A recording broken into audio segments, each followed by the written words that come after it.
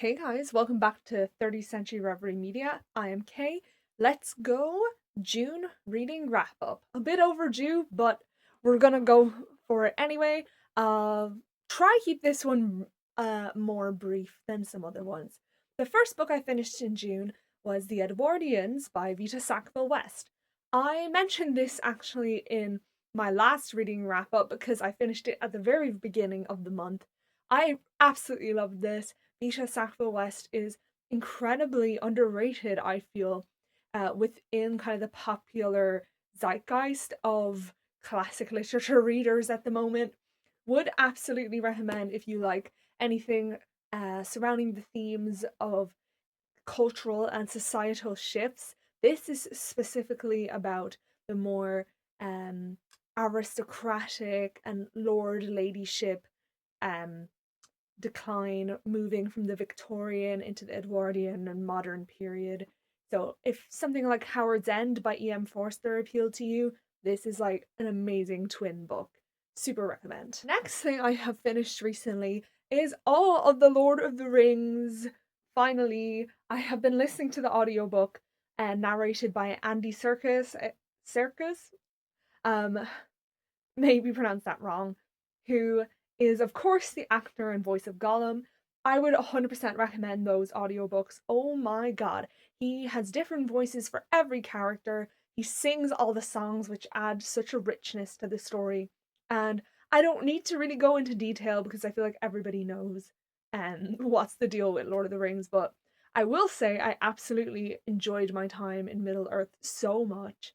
It makes me want to reread The Hobbit, certainly, and I've been doing some art as well.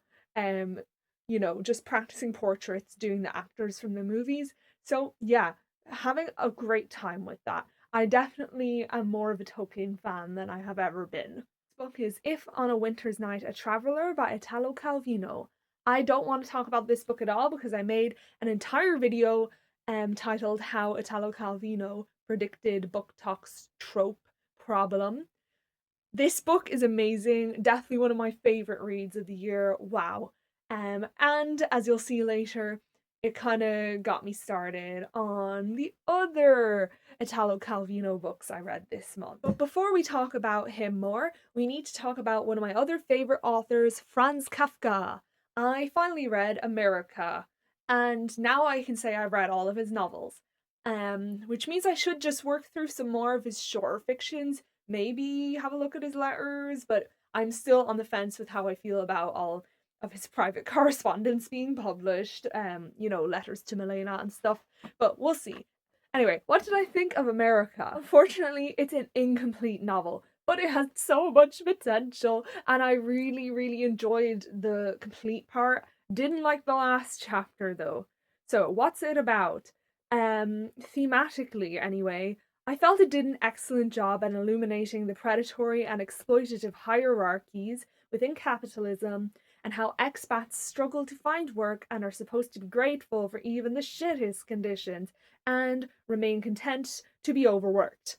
So, yeah, we are following Carl, I think German or from Prague as well. Young boy, I think he's only 15 or 16, who moves to America after a scandal, which is quite sad, but won't really spoil it. But basically, yes, he moves to his uncle, then his uncle kicks him out, and everything gets worse from there. So now we're getting a bit further into the novel. I'll say that Carl's time as a lift boy emphasizes this unskilled labor's replaceability and precarious nature. So yeah, we're really seeing the hardship of precarious work within this novel. Yeah, so it's like one slip and his post is just taken from him. He is fired and he's really just struggling. Another theme that really struck me is overcrowding. You know, that crops up a lot, and it really depicts how everyone at the bottom is stepping over each other in a fight for survival.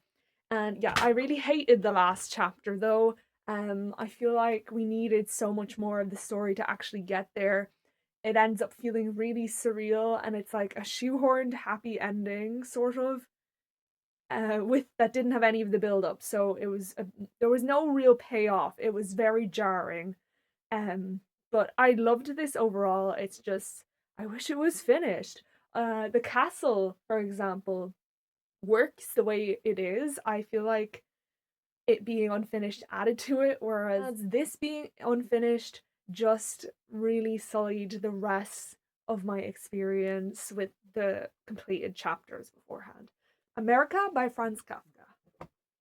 Yippee! Framley Parsonage by Anthony Trollope. Continuing with my new obsession of Anthony Trollope, I got through one more novel from the Chronicles of Barsetshire this month, and wow, I loved this. Dr. Thorne was a little bit of a letdown, which was the third book, but this totally redeemed it, and now I can't wait for the last two in the series. Yeah, I loved this a lot. Some crossover between themes, but I feel like this just did everything that Dr. Thorne did, but better. And also, we get all the cameos from the characters from novels 1, 2, 3 reappearing, and it just felt more connected to the wider world that Trollope has created in comparison to Dr. Thorne, which was introducing a lot of new people.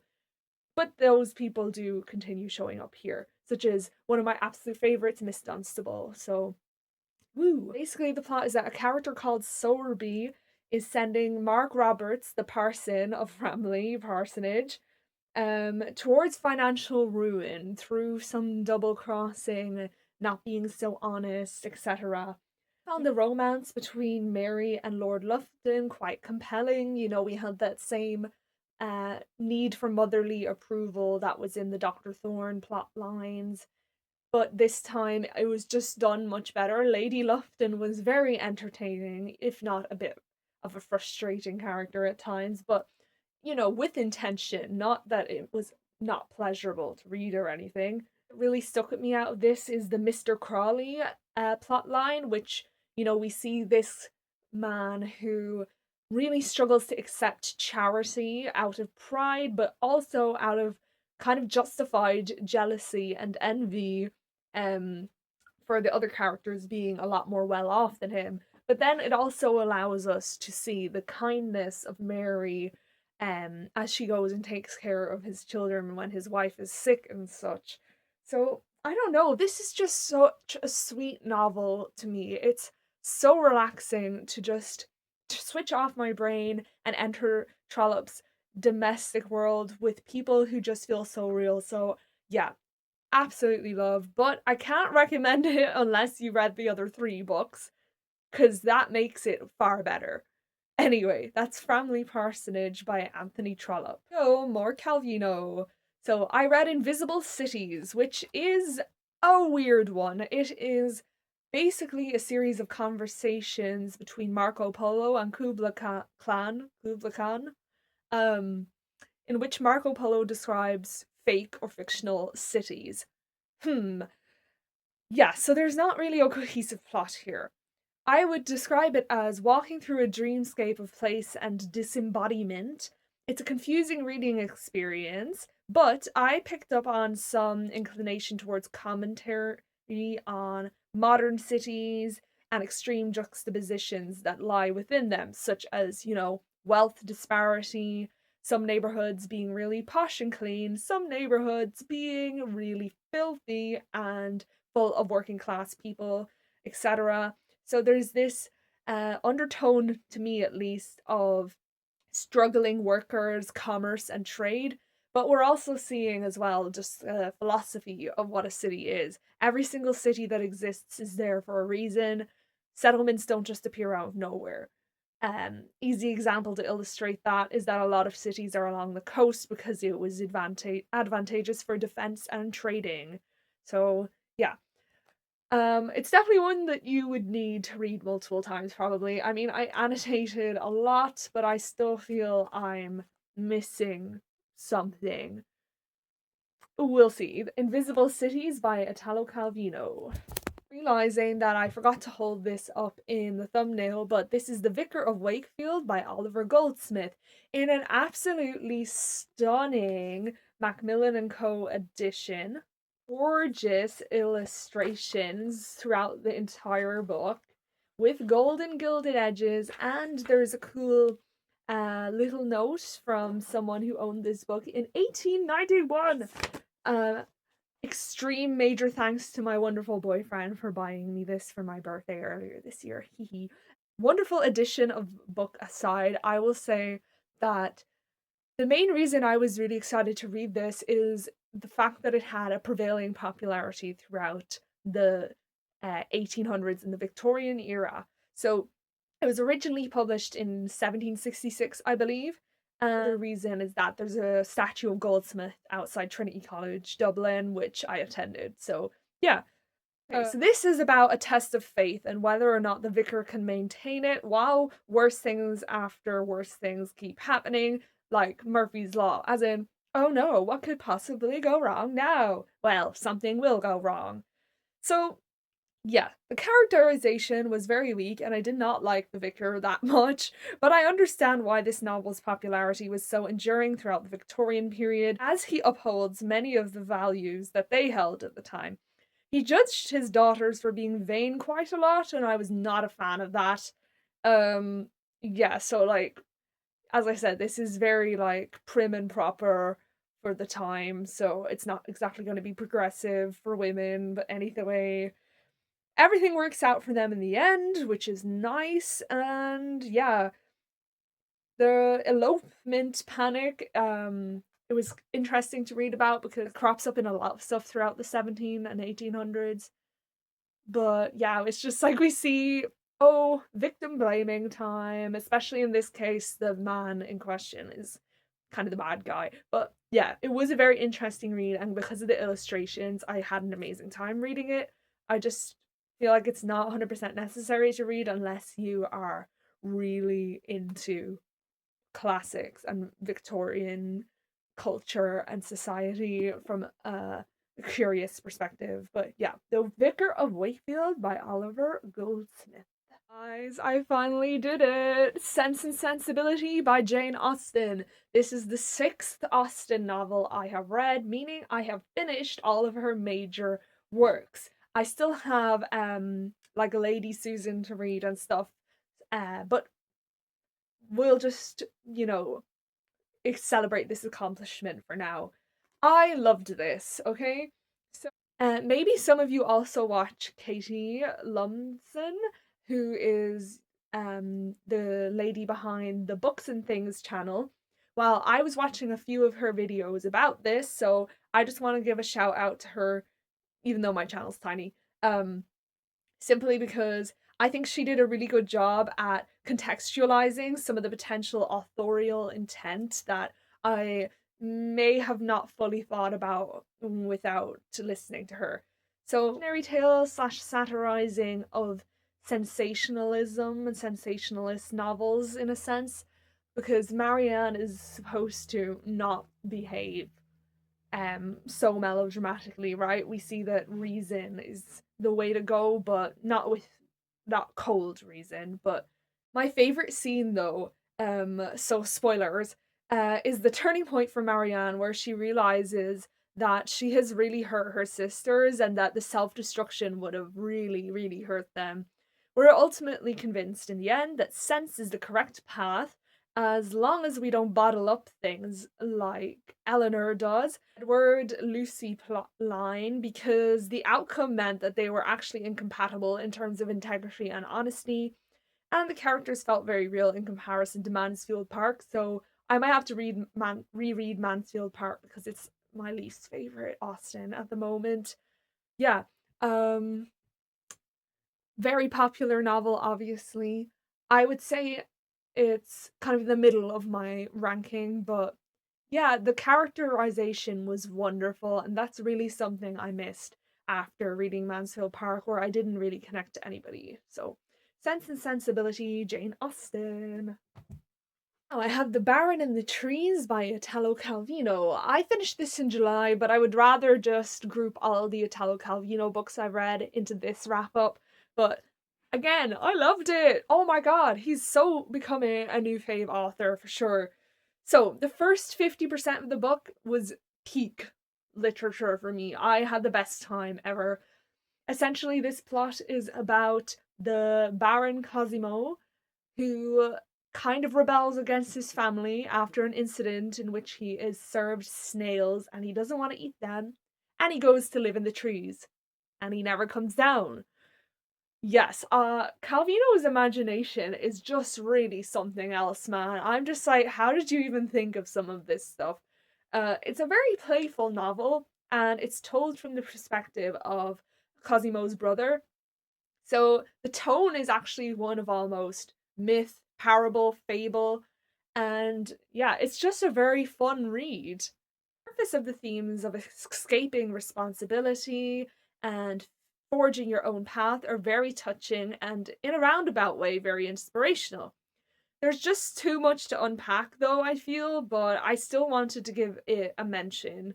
I particularly loved the more childhood chapters near the beginning with Viola, and yeah, it was just incredibly endearing. Must read, must read. Especially as I feel that in the English speaking world, the other two Calvino books I read are more discussed. Yeah, please read this. Interlude before I get on to the last book I finished in June is that I'm continuing with In Search of Lost Time by Marcel Proust. I am currently on the Gramorantes Way, Volume 3, about a quarter of the way through, having a blast with this. I'm still really enjoying it. I have heard some people say that it slows down a bit in the middle of this volume. Well, slows down. It's quite slow overall, but we'll see how it goes. Just wanted to give it another mention since it's definitely one of my favorite things, honestly. Just to sit down and have a reading session with Proust is so good. Da, da, da, da. The last book of June was The Count of Monte Cristo by Alexander Dumas, and I didn't like it that much. Uh-oh. I feel like I wasn't the target audience. Now, quick caveat is that I actually listened to about, I'd say 85% of this via audiobook. I do have a physical copy, but I just felt like, I don't know, I was enjoying dipping into the audiobook more, listening to a few chapters here and there over a month rather than reading most of it. But yeah, it's just wasn't the book for me, I feel. Let's get into why. I hate to be forced to use this word, but I genuinely feel this may be the most overhyped book I have ever read. Especially within the last few years, I feel booktube's going crazy for this. Now that's not to say it's bad particularly, but I just do not get why this would be someone's absolute favorite if they had a similar reading taste to me at least. Let's start with my main gripe. Edward Dante's feels like a bit of a Gary Stew, you know, the male counterpart of a Mary Sue. Yeah, so he's kind of mastering sailing, becoming a young captain, then he's fluent in all these languages after he disappears for a while. Um, you know, he just seems to constantly be in control, everything goes right for him to some extent. There's just a bit of the way he behaves that just was very off-putting to me.